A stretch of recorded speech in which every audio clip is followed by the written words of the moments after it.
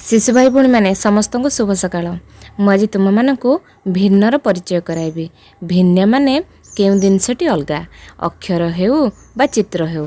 प्रथमे चल आमे किसी चित्र देखिबा। ए चित्र रे दुईटी पक्षी संगे गोटे पशु अछि। तमे जानिले पशुटी ए पक्षी दीटांग ठारू अलगा। ए चित्रटी देख।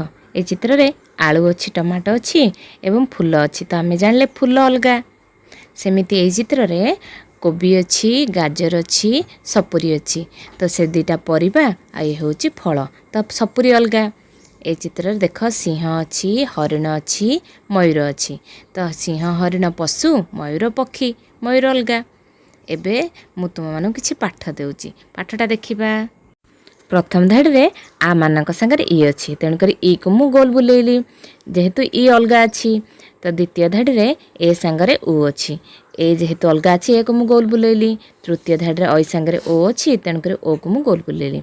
एवं चतुर्थ धाड़ी रे अ मानक संगे आई अच्छी। आई तांको भितर मिसु नाही, तेणुकर मैं सब को गोल बुलेइली। एबे तुम मानक मु घर पाठ देबी। तुमे माने घर पाठटी को करी गुरुमा को पठेइबो। भल भाबे देखिबो केउटी भिन्न अक्षर आ सेथरे गोल बुलेइबो।